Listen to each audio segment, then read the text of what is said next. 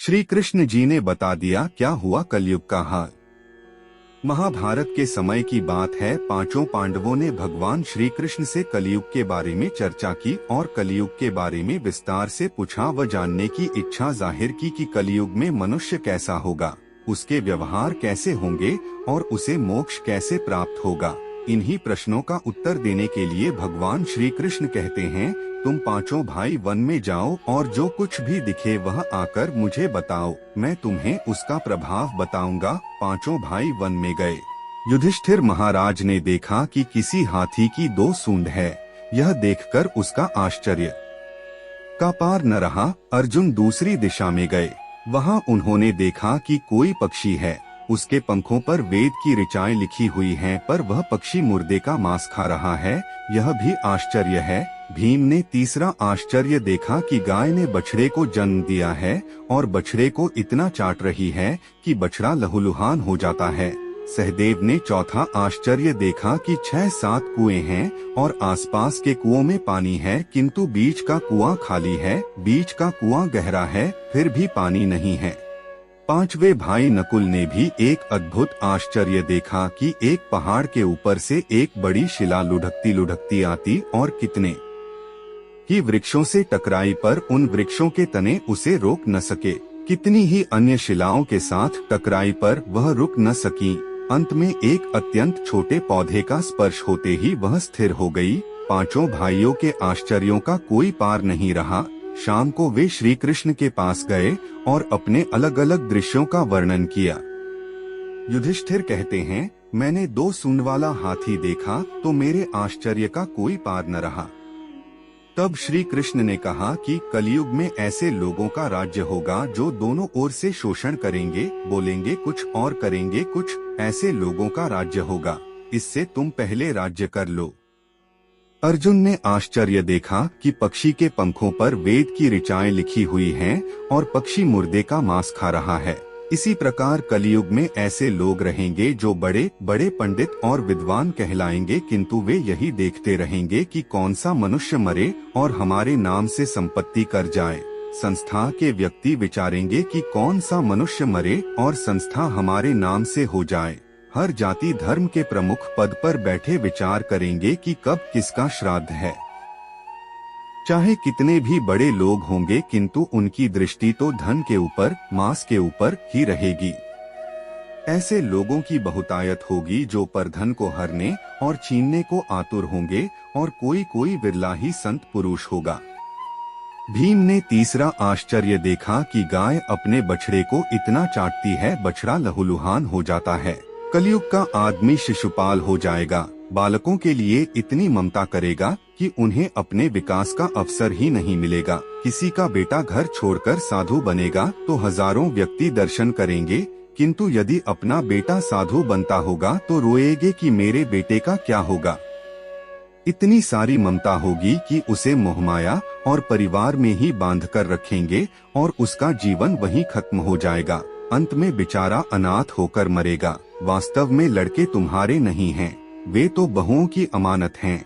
लड़कियां जमाइयों की अमानत हैं और तुम्हारा यह शरीर मृत्यु की अमानत है।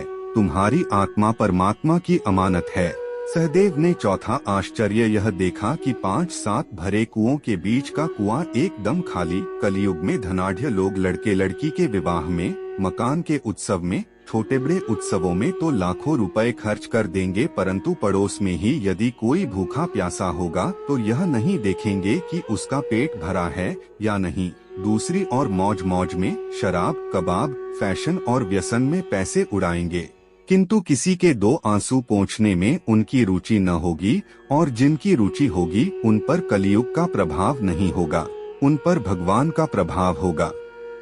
5वां आश्चर्य यह था कि एक बड़ी चट्टान पहाड़ पर से लुढ़की। वृक्षों के तने और चट्टाने उसे रोक न पाए, किंतु एक छोटे से पौधे से टकराते ही वह चट्टान रुक गई। कलयुग में मानव का मन नीचे गिरेगा, उसका जीवन पतित होगा। यह पतित जीवन धन की शिलाओं से नहीं रुकेगा, न ही सत्ता के वृक्षों से रुकेगा, किंतु हरिनाम के एक छोटे से पौधे से, हरि कीर्तन के एक छोटे से पौधे से मनुष्य जीवन का पतन होना रुक जाएगा। हिंदू धर्म के अनुसार 4 युग है, सतयुग, द्वापर, त्रेता और कलयुग। कलयुग को चौथा और अंतिम युग माना गया है। ऐसा कहा गया है जैसे जैसे कलयुग का प्रसार होगा धर्म की हानि होगी और बुराइयां और पाप बढ़ेगा। आज का युग कलयुग कहलाता है। कलयुग यानी वर्तमान समय में हर जगह अधर्म दिखाई देने लगा है। इस वजह से लोगों में एक दूसरे के प्रति विश्वास खत्म हो गया है और आज के समय में लोगों का व्यवहार और स्वभाव बदल गया है। वे एक दूसरे के साथ बुरा व्यवहार और बुरे शब्दों का प्रयोग करने लगे हैं, झूठ बोलकर एक दूसरे को धोखा देने लगे हैं। आज के समय में ईमानदारी बिल्कुल खत्म हो चुकी है और लोगों ने बेईमानी को अपना लिया है। कलयुग के इस जमाने में झूठ को मौका और सच को धोखा दिया जा रहा है। लोग मतलबी हो गए हैं, केवल मतलब से ही रिश्ता निभाने लगे हैं। धर्म की हानि होने से चारों तरफ लालच, धोखा और पाप बढ़ गया है। कलयुग में पाप करने वालों की संख्या बढ़ने लगी है। कपट और स्वार्थ के कारण लोगों में अहंकार आ गया है। आजकल लोग थोड़े से पैसे कमाने के लिए भी दूसरों का बुरा करने में पीछे नहीं हैं। यह कलयुग दिखावे का युग है। लोग सिर्फ दूसरों के सामने अच्छा दिखने के लिए पुण्य करते हैं। इसीलिए हमें ऐसी बुरी आदतों से दूर रहकर अच्छे कर्म करने चाहिए और भगवान का ध्यान करना चाहिए। कलयुग में स्वार्थ ही है सबसे बड़ा धर्म। रुपया जिससे खूब आए वही सबसे बड़ा कर्म। सबके मन को बड़ा भाया जब दबे पाव कलयुग आया। एक सूरत के पीछे सूरत हजार है, ये कलयुग है, ये ही माया जाल है। बुराई का चल कलयुग में पुरुजोर, मानवीय संवेदना सिसक रही चहुओर। कलयुग को दोष देते हैं करके पाप। मैं क्या कहूँ बड़े ज्ञानी हो गए हैं कलयुग में झूठे को स्वीकार किया जाता है, ईमानदार का चारों तरफ से शिकार किया जाता है। हकीकत में कलयुग सबके सिर पर सवार है।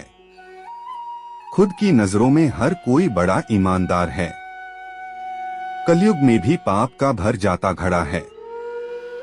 कर्म का फल हर युग में सभी को भोगना पड़ा है। जाएगा ना साथ कुछ सभी जानते लोग। कलयुग में धन के लालच का पाल रहे हैं रोग। झूठ बोलने का बढ़ा फैशन और रिवाज। कलयुग के माया जाल में फंस रहे हैं सभी आज। कलयुगी रावण मना रहे हैं खूब जश्न दशहरे के नाम पर। यहाँ फकत पुतले जलाए जाते हैं रावण के नाम पर। किसी जमाने में दूसरे के पैर से कांटे निकालते थे लोग, मगर कलयुग में एक दूसरे की राहों में कांटे बिछाते हैं लोग। सबके दिमाग में बेईमानी है, ईमानदार के आंख में पानी है, दूसरे से उम्मीद करना नादानी है। यही तो कलयुग की कहानी है। इंसान आज भी नहीं सुधरा है, गलती खुद करता है और कहता है क्या करे साहब ये कलयुग है। ईमानदारी से गुजारा नहीं होता है। कलयुग में ईमानदार दिखने वाला भी बेईमानी का मौका खोजता है। बड़ी बड़ी बात करने वाला भी अक्सर छोटी छोटी बात सोचता है। कलयुग में रहने वाले, दुनिया को मतलबी कहने वाले, जरा खुद में भी कमियां देख लो, सिर्फ दूसरों में कमियां ढूंढने वाले। झूठ का साथ दोगे तो कलयुग में जीना होगा। सत्य का साथ दोगे तो कलयुग में भी सतयुग होगा। कलयुग ना कहे तो क्या कहे साहब, हुनर नहीं बिक पाता है बाजारों में। यहाँ तो कचरा भी बिक जाता है हजारों में। कलयुग है मेरे दोस्त, इतना विश्वास मत रख। लोग जेब में नमक लिए घूमते हैं, अपने घाव खुले मत रख। थक सा गया हूँ इस संसार में, सब फंसे बैठे यहाँ माया जाल में। मोह का लालच किसको नशे की तलाश है। ये कलयुग है साहब, यहाँ तो सब बकवास है। किसी पर भी आंख मूंद कर भरोसा मत करना, क्योंकि कलयुग है साहब, ना जाने किसका कौन सा चेहरा असली है और कौन सा चेहरा नकली है। कुछ रिश्तों को छोड़कर सभी रिश्ते मतलब के लिए बने हैं। इसे कलयुग नहीं मतलबी युग कहना चाहिए।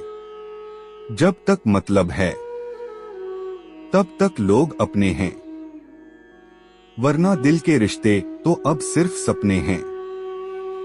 कलयुग के रिश्तों पर शायरी। कलयुग में स्वार्थ के रिश्तेदार बहुत है, पर हकीकत में कोई किसी के साथ नहीं है।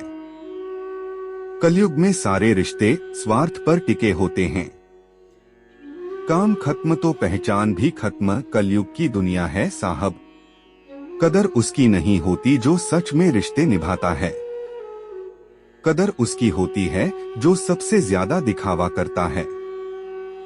कलयुग पर मोटिवेशनल शायरी।